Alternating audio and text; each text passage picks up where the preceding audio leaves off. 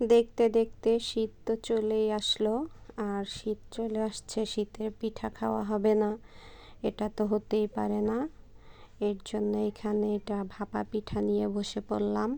আসসালামু আলাইকুম, কেমন আছেন সবাই? আশা করছি সবাই ভালো আছেন। তো এখানে বিকেলের নাস্তার জন্য ভাপা পিঠা কিনে আনা হয়েছিল। মা ছেলের জন্য দুইটাই কিনে নিয়ে আসছিল। তো ওই দুই মা ছেলে খেয়ে নিলাম। তারপরে এখানে কিছু পেঁপে কাইটা নিলাম আমার হাজব্যান্ডের জন্য। তার আবার পেঁপেটা অনেক পছন্দ। পেঁপে কিন্তু শরীরের জন্য অনেক উপকার, হজম শক্তিও ভালো রাখে, পেট পরিষ্কার রাখে। তো ভিডিওটা যারা দেখতেছেন দয়া করে একটা লাইক দিয়ে দিবেন। আপনাদের একটা লাইক আমার অনেক উপকার করে।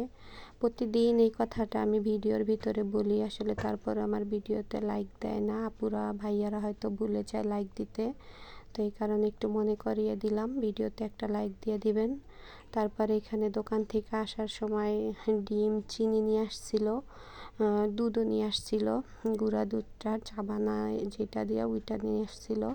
তো এগুলো একটু সুন্দর করে গুছাইয়া রাখলাম। আর এখানে চা বানাই নিতেছিলাম আমার হাজব্যান্ডের জন্য, এটা রাত্রের বেলা আর কি। দোকানে চাটা দিয়ে আসবো। তো এই কারণে আসলে দোকানেও কিন্তু চা কিনতে পাওয়া যায়। তারপরে ঘরের চাটা একটু বেশি পছন্দ করে, যেহেতু দুধ চিনি বাড়ায় দেওয়া, চা পাতিটা বাড়ায় দেওয়া একটু চা বানানো যায়। আমার হাজব্যান্ডের কথা হচ্ছে যে চা তো দিনে একবার দুইবারই খাবো, শুধু শুধু দোকান থেকে বাজে চা কেন খাবো, ঘর থেকে একটু খাই ভালোটা। তো অনেক আপুরা ভাইয়ারা আমার ভিডিও দেখেন, তাদেরকে অনেক অনেক ধন্যবাদ, অনেক অনেক অভিনন্দন।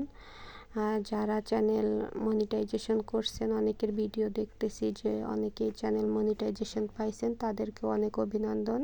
আমরা সবাই এই রাস্তায় একই উদ্দেশ্য নিয়ে আসছি, আশা করছি সবাই আস্তে ধীরে করে সফল হব। আর এখানে তারপরের দিন দুপুরের খাবারটা একটু ভিডিও করলাম। অনেক রকমের ভর্তা ছিল, ইলিশ মাছ ভাজি, তারপরে মিষ্টি কুমড়া ভাজি, ভাত। তো আলহামদুলিল্লাহ সুন্দরভাবে ভাত খাওয়া শেষ করলাম, দুপুরের খাবার। আর এটা এই যে আয়াতরে পায়ের উপরে নিয়ে একটু বইসা চা খাইতেছিলাম। আয়াত কিন্তু অনেক দুষ্ট, আর দেখলে বোঝা যায় না, ও এক নাম্বার একটা দুষ্ট। তো আমার ফাইজান কিন্তু এত দুষ্ট ছিল না। তো যারা কষ্ট করে এতক্ষণ ভিডিওটা দেখছেন সবাইকে অনেক অনেক ধন্যবাদ। দেখা হচ্ছে নতুন কোনো ভিডিওতে, সে পর্যন্ত সবাই ভালো থাকেন, সুস্থ থাকেন। আসসালামু আলাইকুম।